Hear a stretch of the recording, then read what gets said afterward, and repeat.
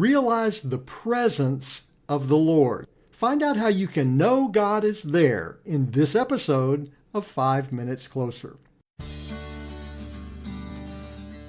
I'm Vaughn Weatherford, and this is 5 Minutes Closer. For the next 5 minutes, let's explore some biblical truths and apply them to your life. No podcast, including this one, can transform your life or give you what you really need. Only Jesus can do that. You can find out why in what I've called the first five episodes of 5 Minutes Closer. Each following episode explores scriptural truths that, if you follow them, will bring you 5 minutes closer to the person God created you to be. Let's see if we can get you 5 minutes closer.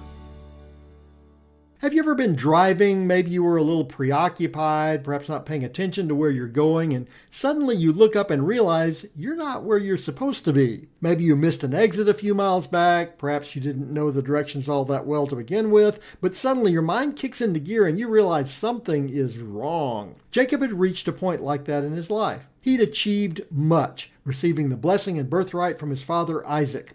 But everything Jacob had, he had obtained through deceit. He'd weaseled the birthright out of his brother Esau when he caught him at a weak moment. He had tricked his father into blessing him by disguising himself as Esau. Understandably, Esau is not too pleased with his brother and decides to take revenge. Jacob was forced to leave his mother, father, home, and everything he had to escape his brother's wrath.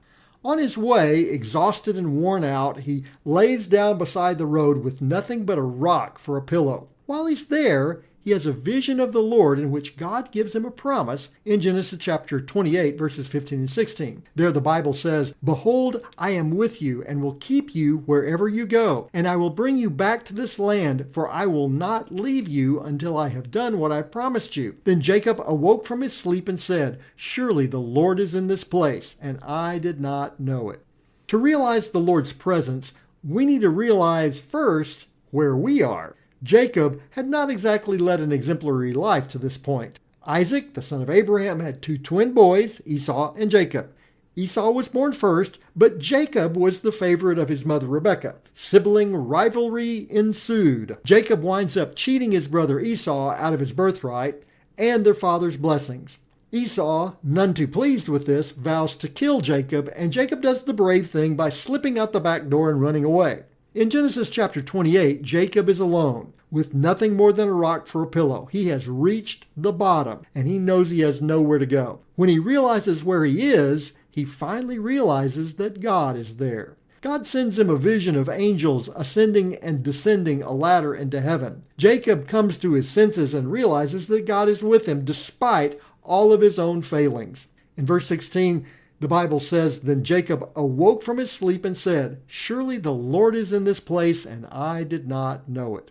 Too often we are asleep spiritually. We may be going through the motions at church or at our place of business or school or neighborhood. All the while, God is right there at work all around us, desiring to work through us, and we don't even know it. Jacob had the advantage of a dream, but we have the advantage of Christ's promise that we find in Matthew chapter 28, verse 20, where Jesus says, "And lo, I am with you always, even unto the end of the age." Wherever you are as a believer, God is there. Even when we make mistakes, even when we, like Jacob, have taken our lives into our own hands and made a general mess of everything, if we will only stop, we will find that God is still right there with us, waiting for us to realize our need for his guidance and his strength. And you will need it. Jacob thought he had everything and found himself sleeping on a rock before he finally realizes that God was there to take care of everything. Don't make the mistake that Jacob made. God has made an extraordinary promise to you. God is with you. You can live today knowing God is there because now you're 5 minutes closer.